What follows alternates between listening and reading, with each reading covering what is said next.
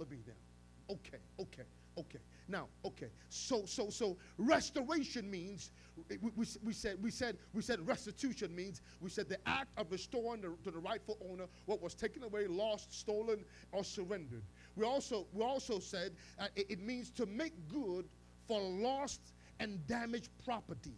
It also means to reimburse. Restitution means to do what? To reimburse. Now. Restoration. What does restoration mean? They're almost synonymous with each other. Restitution, restoration are almost the same thing.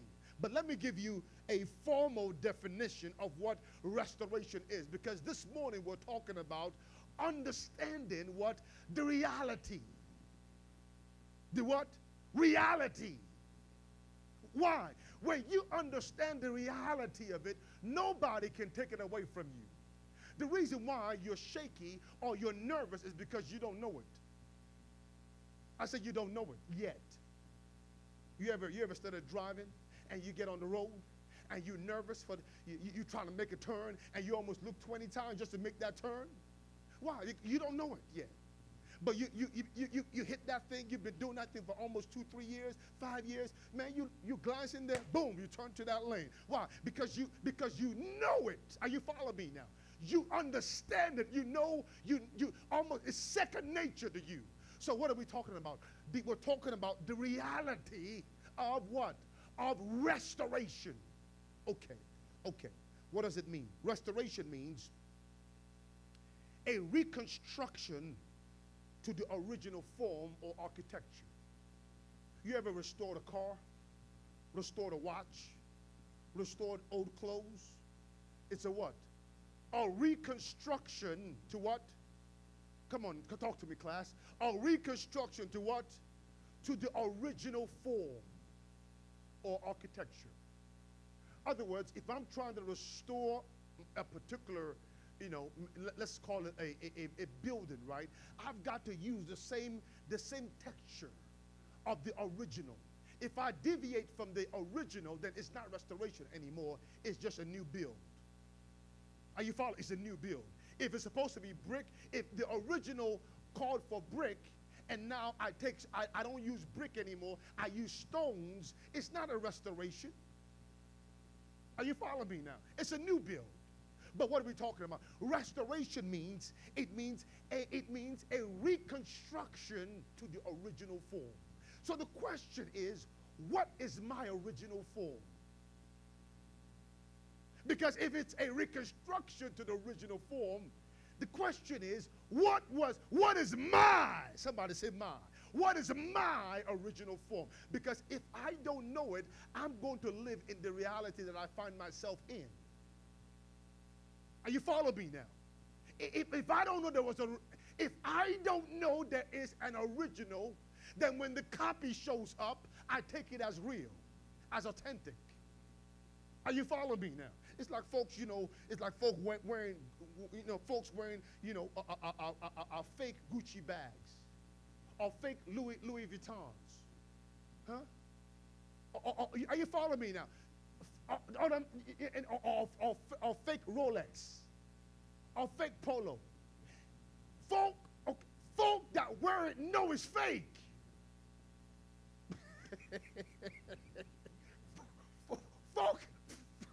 Folk that wear that stuff know what you got is fake. Are you following me now? So who are you kidding? Why not go buy you a Timex, a real Timex, than trying to wear a fake Gucci? Are you following me now? Yeah. Go get you a nice, Payless shoes instead of trying to wear fake Gucci shoes. It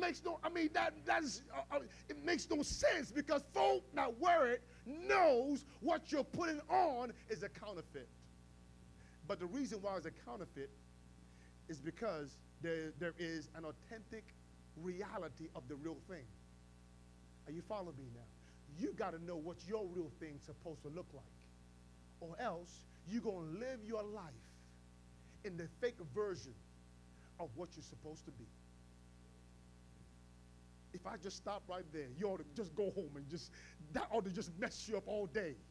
If I just stop right there, you could just chew on that. You could chew on that for all of it. What is my reality? Or am I living a fake version of what I've come to embrace as my reality? Are you listening to me this morning? So for you and I to understand what our real version is, we've got to go back to Eden before the fall. Back to the Garden of Eden before the fall. That's Genesis chapter 1, Genesis chapter 2, before Genesis chapter 3. All that happened in Genesis chapter 1 and Genesis chapter 2 is what is your authentic reality.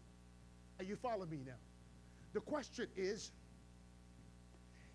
was sickness in Genesis chapter 1 or Genesis chapter 2? The answer is no. Was poverty in Genesis chapter 1 or Genesis chapter 2? The answer is no. Was depression in Genesis chapter 1 or Genesis? Are you following? You have to know your authentic self. Who has God made you to be?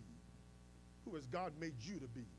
Who has God made you to be? Not what you have accepted as your reality. Okay, I got to keep going. I got to keep going. I got to keep going. Woo, it's getting good. Okay, it's getting good. No. It also means, restoration also means to get back something that was taken away or lost. It means to rebuild to the original condition. To do what? Rebuild to the original condition.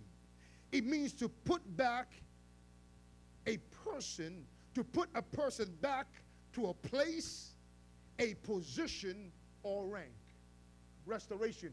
To put back a person to a place, a position, or rank. Some of us, that's what we need. We need to be put back to our position, our rank.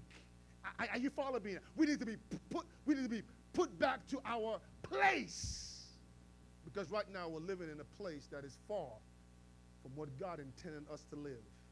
And guess what? When you understand the reality of your redemption, the reality of your restoration, you can break out of that place. I say you can break out of that place. Are you following me now? And for some of us, it's happening right now. We're breaking out. You're seeing the light that you're not supposed to live like this. Not one more second. You're not supposed to embrace this, and this is not supposed to be your reality. Not one more moment, not one more second. Are you following me? That it's time for you to break out and break through. Break out and break through. Break out and break through. Okay. Let's keep going. Can you all take a little bit more? I said, can you take a little bit more? Okay. Now. Restoration. Now, let's look at this. Restoration. Let's look at Micah chapter 4. Micah chapter 4, and I'm going to read this out of the NIV. Micah chapter 4. I'm going to read this out of the NIV because I want you to see that you are being restored to your former dominion. Your former dominion. It's already there.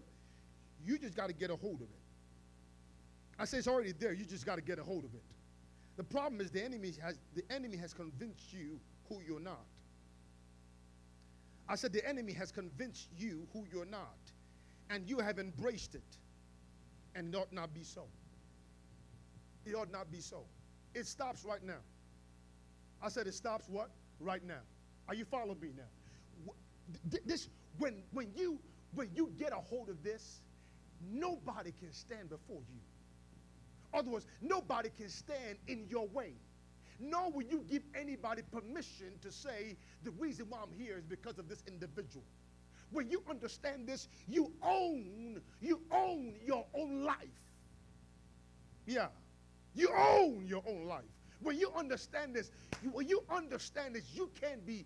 can't live in lullaby no more, in a low place anymore. When you understand this, the topmost top is waiting for you. Are you following me now? Because that's where God wants you to be. He wants you to be at the topmost top. That when they count folks on the top, they ought to have your name there. Are you following me now? When they look at your company, when they begin to count the leaders in your company, your name ought to pop up there. In your organization, your name ought to pop out there. Are you following me now? But the reason we have so debased ourselves to thinking that I'm not supposed to be there, and because you think it, that becomes your reality. That becomes your reality, and so you live a life of barely making ends meet, paying, robbing Paul to pay Peter.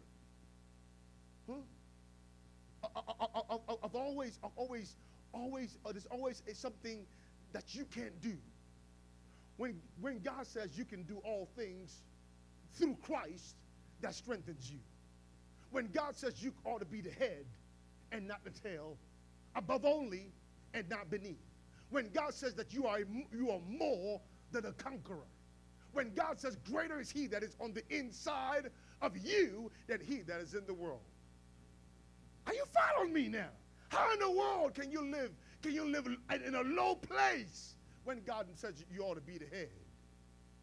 My God, I haven't even started preaching yet. I'm already, my time is almost gone. I haven't even given you the first point yet. Okay. Micah chapter 4. Let's look at verse 6. Verse 6 down to verse 9. I'll read this out of the NIV. Micah chapter 4, verse 6 down to verse 9. Then I'll bring in the King James Version in there also. Notice what it says. It says, in that day declares the Lord, I will gather the lame, I will assemble the exiles, and those that I have brought to grief.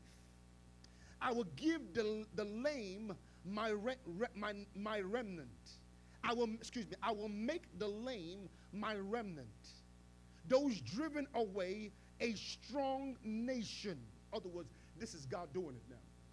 Understand this, that in your restoration process, it is God that is the one doing it. Are you following me now? Don't you ever get the credit. Nor should you ever have the big head. Understand that it is God doing it. Somebody says God. It's God doing it. So you have to acknowledge him. The problem says it this way. Acknowledge him in all your ways, and he will direct your path. You've got to acknowledge God. You have to what?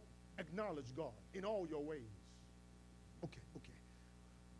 I got to keep going. I got a whole lot to give you. Notice what it says. It says, I will make the lame my remnant, and drive away and those driven away a strong nation.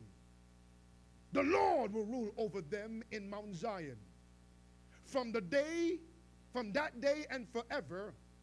As for you, my watchtower of the flock, the stronghold of daughter Zion, the former dominion will be restored to you.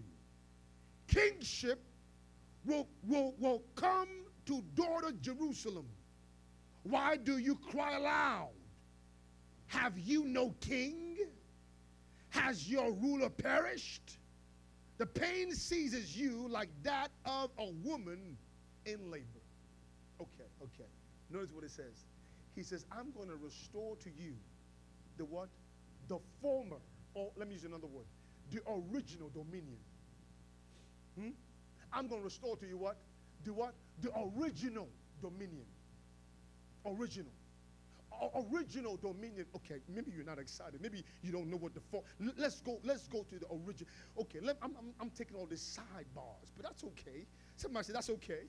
That's okay, because I want you to shout when I shout. But the only way you're going to shout when I shout is when you know what I know. You can't shout when I shout. You can't shout when I shout if you don't know what I know. Okay, let's go to Genesis chapter 1. He said, I'll restore to you the former or the original dominion. Okay, go to go to Genesis chapter 1. I had a whole lot of stuff to get. God, okay. Genesis chapter 1. Let's look at verse 26. Genesis chapter 1, verse 26. And God said, understand this, whenever God says something, he's saying is in his creating. I said, whenever God says something, his saying is in his creating. When God wants to build a building, he doesn't go get a shovel. He said, building be built. Are you following me now? He simply says it, and in him saying it, he creates whatever he says. Are you following me now? Really, that is not just on God, but that's on you. But that reality is not strong in you because you have debased your language to just language for communication. But the primary reason and function for language was not just to communicate or was not to communicate. The primary function for language was to create. That's why whatever God said, he